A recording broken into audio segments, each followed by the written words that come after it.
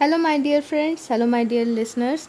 Here today is Sunday, so I am here to tell you a story from Folktales of Bengal, which was written by Reverend Lal Bihari Dey, and this book was first published in the year of 1883, and this very book was published in the year 1912. So let's start. We have almost finished this book. Today we are going to read the last story of this book. So first we must know what is the name of the story. So let's begin. The Bald Wife. Okay, so let's start. First we need to go to that page.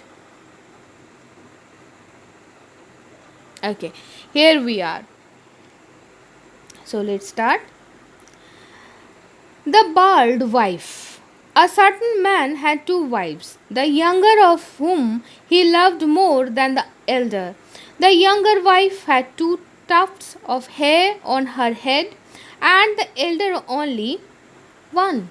The man went to a distant town for merchandise, so the two wives lived together in the house, but they hated each other.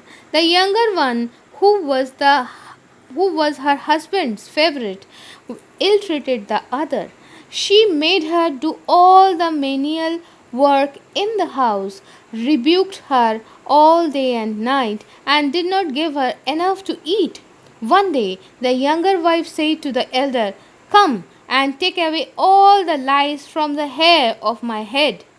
While the elder wife was searching among the younger one's hair for the vermin. One lock of hair by chance gave away, on which the younger one, mightily incensed, incensed tore off the single tuft that was on the head of the elder wife and drove her away from the house. The elder wife, now become completely bald, determined to go into the forest and there either die of starvation or be devoured by some wild beast. On her way, she passed by a cotton plant. She stopped near it and made for herself a broom with some sticks which lay about and swept clean the ground round about the plant. The plant was much pleased and gave her a blessing. She wended on her way and now saw a plantain tree saw a plantain tree. She swept the ground round about the plantain tree, which, being pleased with her, gave her a blessing. As she went on, she saw the shade of a Brahmani bull. As the shade was very dirty, she swept the place clean, on which the bull, being much pleased, blessed her. She next saw a tulsi plant, bowed herself down before it, and cleaned the place round about, on which the plant gave her a blessing. As she was going on in her journey, she saw a hut made of branches of trees and leaves, and near it, and sitting cross-legged, a man, and near it a man sitting cross-legged, apparently absorbed in meditation. She stood for a moment behind the venerable Muni. "Whoever you may be," he said, "come before me. Do not stand behind me. If you do, I will reduce you to ashes." The woman, trembling with fear, stood before the Muni. "What is your petition?" asked the Muni. "Father Muni," answered the woman, "thou knowest how miserable I am. Since thou art all knowing, my husband does not love me, and his other wife, having torn off the only tuft of hair on my head, has driven me away from the house. Have pity upon me, Father Muni." The Muni, continuing sitting, said, "Go into the tank which you see yonder. Plunge into the water only once and then come to me again." The woman went to the tank, washed it washed in it, and okay, here is our wife. I suppose this is the younger wife. We don't know, younger wife or the elder wife. Let's see. Let's go back to the story. Plunged into the water only once, according to the bidding of the Muni. When she got out of the water, what a change was seen in her! Her head was full of jet black hair, which was no long that which was so long that it touched her heels. Her complexion had become perfectly fair, and she looked young and beautiful. Filled with joy and gratitude, she went to the Muni and bowed herself to the ground. The Muni said to her, "Rise, woman, go inside the hut, and you will find a number of wicker baskets, and bring out any you like." The woman went into the hut and selected a modest looking basket. The Muni said, open the basket." She opened it and found it filled with ingots of gold, pearls, and all sorts of precious stones. The Muni said, "Woman, take that basket with you. It will never get empty. When you take away the present contents, their room will be supplied by another set, and that by another, and that by another, and the basket will never become empty. Daughter, go in peace." The woman bowed herself down to the ground in profound but silent gratitude and went away. As she was returning homewards with the basket in her hand, she passed by the tulsi plant whose bottom she had swept. The tulsi plant said to her, "Go in peace, child. Thy husband will love thee warmly."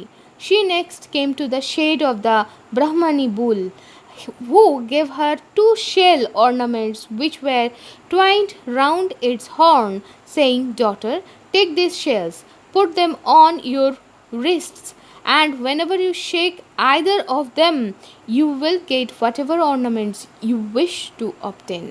She then came to the palanquin tree, which gave her one of its broad leaves, saying, "Take, child, this leaf, and when you move it, you will get not only all sorts of delicious plantains, but plantains, but all kinds of agreeable food." She came last of all to the cotton plant, which gave her one of its own branches, saying, "Daughter, take this branch, and when you shake it, you will get not only all sorts of cotton clothes, but also of silk and purple. Shake it now in my presence." She shook the branch, and a fabric of the finest glossy silk fell on her lap. She put on that silk cloth and wended on her way with the shells on her wrists, and the basket and the branch and the leaf in her hands.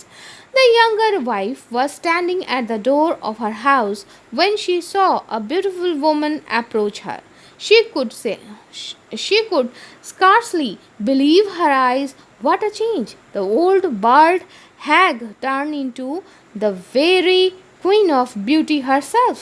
The elder wife, now grown rich and beautiful, treated the younger wife with kindness. She gave her fine clothes, costly ornaments, and the richest viands.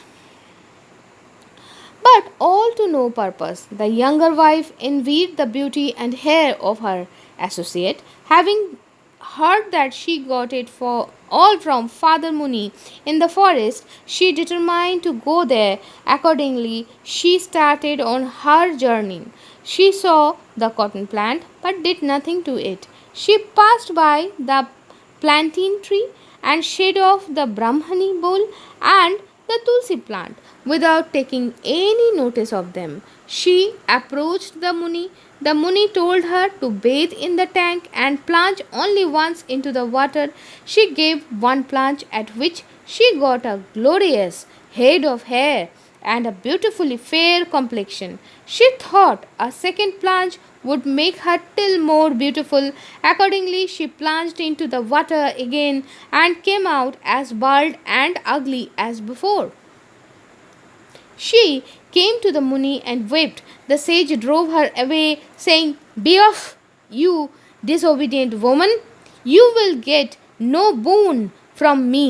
She went back to her house, mad with grief. The lord of the two women returned from his travels and was struck with the long locks and beauty of his first wife. He loved her dearly, and when he saw her secret and untold resources and her incredible wealth, he almost adored her.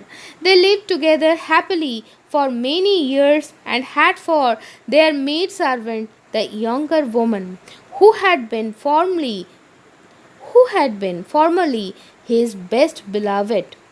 Here my story endeth. The Natyathron withered. Why, O Natyathron, dost wither? Why does thy cow on me browse? Why, O cow, dost thou browse? Why does thy neatherd not tend me? Why, O neatherd, dost not tend the cow? Why does thy daughter-in-law not give me rice? Why, O daughter-in-law, dost not give rice? Why does my child cry? Why, O child, dost thou cry? Why does the ant bite me? Why, O ant, dost thou bite? Kut, kut, kut. So, my dear friends, today we have finished this book because we came to the end. So, from this story, we can take away very simple one principle, that whenever you are trying to help yourself, first start to help whatever you are thinking that somebody, if somebody is in need, just help them without any expectation from them, and it will do miracle in its own word, in its own choices, and in its own pace. So, with this positive thought, today I am going to conclude this session, and I hope you have enjoyed this book, the various stories which we have read from this book. So, with this, I am saying Shubhamastu.